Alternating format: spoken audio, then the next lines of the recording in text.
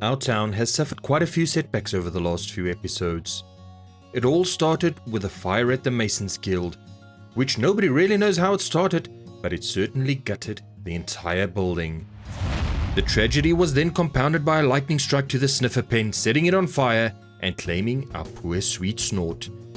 It also allowed Snoof to hop over the fence and wander off into the wilderness. But it wasn't all sad news, as we managed to find the big lunk, and ultimately we brought Snoof home safely. And then we said goodbye to Snort. But it is time to heal, it is time to rebuild. Welcome, ladies and gentlemen, to Minecraft Hardcore. And we're going to start off today by fixing the fire damage at the Masons Guild. As you can see, there's a lot of blocks missing here.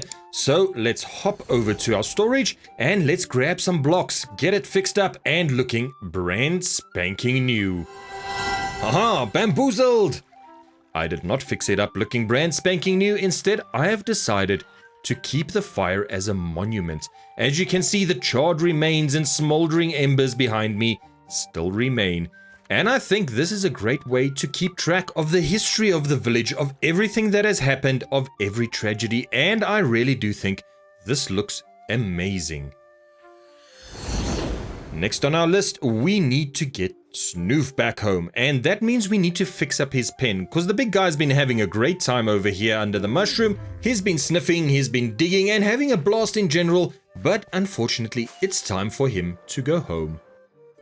Now, I've done a quick survey of the damage, and it's actually not all that bad. Snort's old pen is still perfectly intact, so is Snoot's old pen, and the only thing that really got damaged was Snoof's pen, along, of course, with the cherry tree. So this is where the fire started, this is what took the brunt of it, and because there was no roof keeping them in anymore, this is where they got out. So let's fix it up. And I'm going to be using some jungle slabs instead of the original oak, just because of the color difference between the two. The oak slabs looks a little bit older and more faded, while the jungle slabs looks fresher, and you can really see that something has been rebuilt here. Just another example of how I'm going to keep the heritage and the history of this village alive. And this should be a fairly quick job. And we are almost done. I like the roof. I like the difference between the jungle and the oak slabs. And I really do think that it just adds a little bit of something extra to the entire build. Now let's just get that one in there. And I think there we go. The pen is just about finished. Plenty of space for Snoof to come and do his sniffer things. Just one or two more blocks. And it's looking pretty good.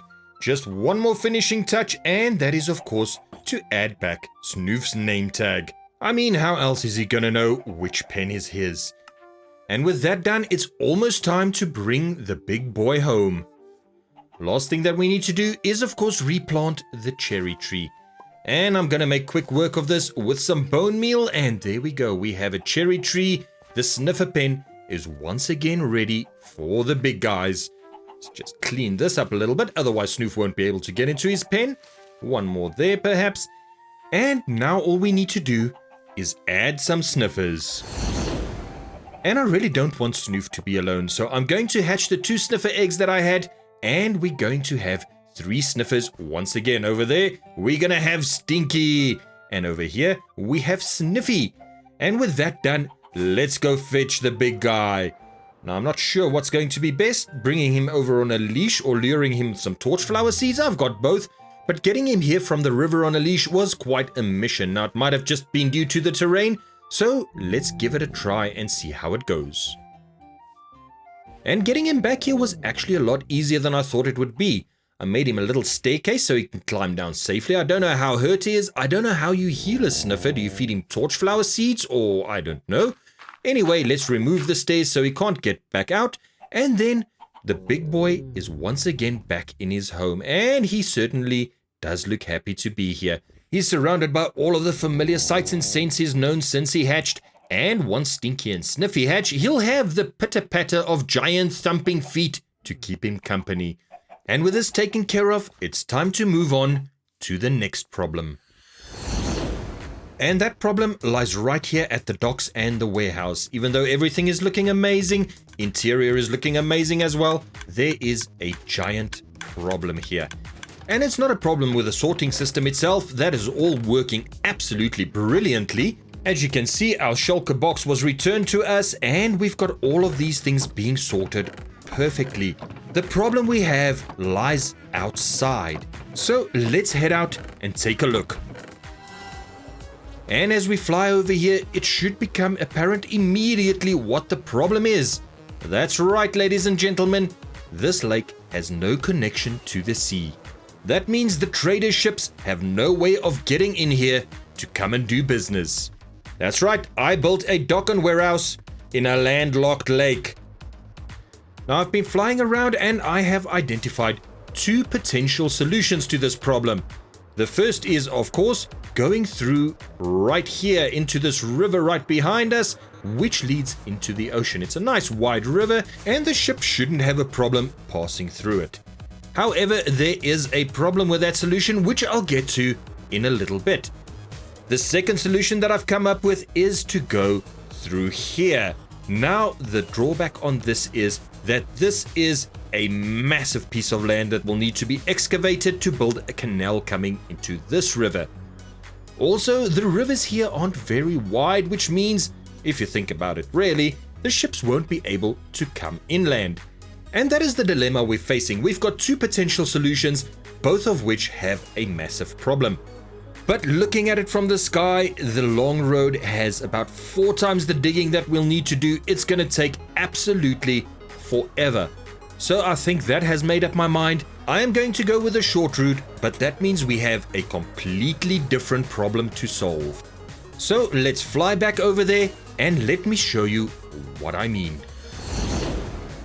Now, looking from above, you will notice there's a massive crevice over here. It goes down deep, it is very dark in there, and it is absolutely crawling with nasty mobs. And that multiplies our problem twofold. Not only do we have creepers falling from the sky, as that one just illustrated to us. Let's take him out. There comes another one. There's a zombie coming to join the party. And you can see exactly how many of these foul things there are around here. But the mobs is not the biggest potential problem. If we go and dig the canal, there is of course the geez, another one. Okay, there's a creeper, there's a skeleton down there somewhere. Let's take care of the creeper and then we'll go find the skeleton.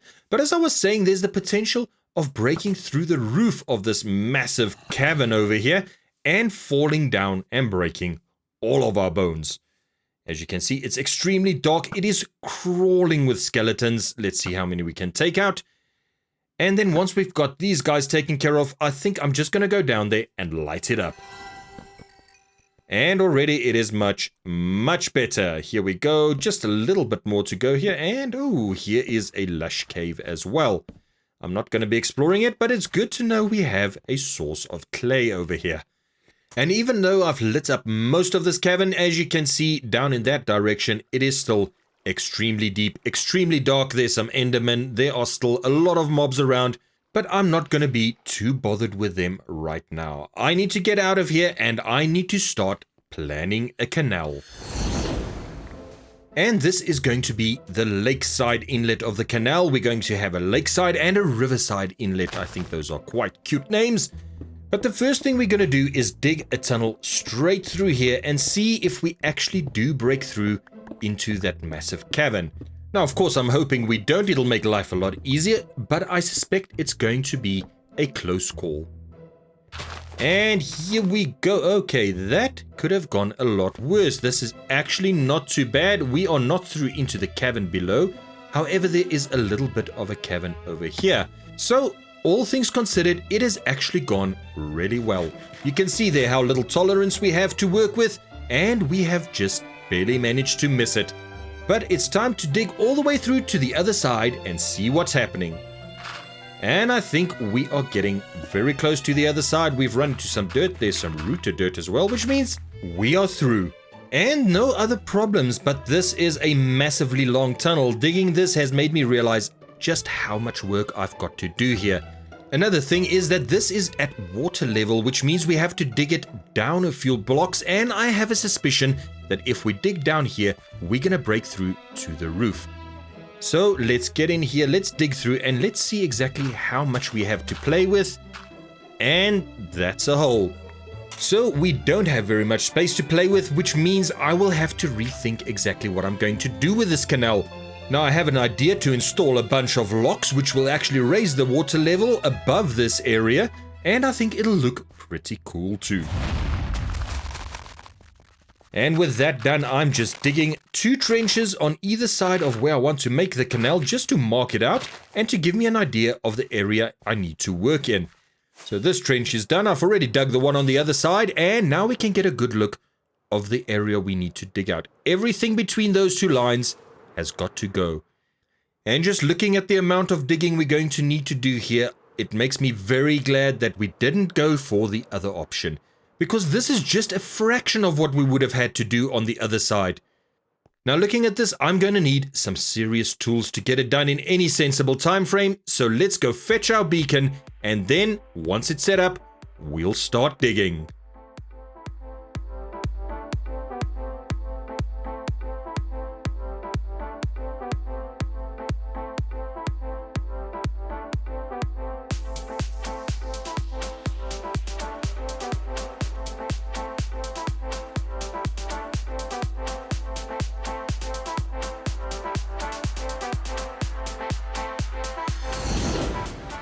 And with that, ladies and gents, our canal has been dug. However, there is still a ton of work to do. I have no intention of just leaving it a bare strip of rock down there. I've got big plans for it, and I want to make it look absolutely amazing. Now, the first thing I need to do is dig an inlet at both sides, which the ships can come into, the water level will rise, and then they can move into the middle part. So I'm going to start off by digging out this part here, and then I'm going to set up a few pillars just to mark off where the start of this inlet is going to be. So let's dig this out. And there we go. The pillars have been set up. That's going to be the start of this inlet. So with that in mind, let's just count out all of the blocks here. And I'm going to take this to where I want the actual inlet to end. And the second set of locks is going to start. So I've already counted this out. I'm just doing this twice to make sure. And yes, my first count was correct. So the first set of locks is going to be by the pillars in the river. The second set is going to be right here. So now let's just mark this off on the other side as well. And I absolutely hate these vines. And even if I go up there and break down the tree, the vines will still persist. They are an absolute pain.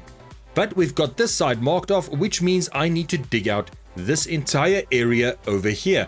Now I'm going to make it 2 deep, taking us below the water line of the river, and then we'll do the same on the other side. And the first inlet has been dug. I'm just making it a little bit neater over here. I've left the wall up there to keep the water at bay while I'm working. But once we've got all of this in, we can break that down and fill up this area with water, making it essentially an extension of the river. And with this side done, let's do it on the other side. And there we go. I have dug out the inlet, I have made it all pretty at the bottom, and I've filled it with water. So the only thing standing between the lake and the inlet is this little dirt bridge. So let's get rid of that, and then we'll have a connection from the lake to the inlet. And both sides have now been done, so let's take a look at our work.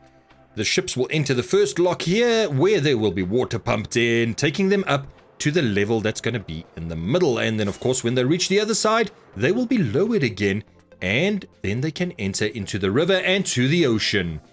And with the entire canal dug out, the 2 inlets completed, we have made a lot of progress. As you can see from this side, the ships will enter into the inlet from the river, then they will pass through a series of locks and make their way through the canal to the other side, where they will be lowered into the lake. But that, ladies and gents, is unfortunately all we have time for today. I really do hope you enjoyed the episode. Leave a like if you did, and if you want to see some more, be sure to hit that subscribe button. But this is Fungusaurus Rex saying until next time, beautiful people, stay awesome. Bye bye.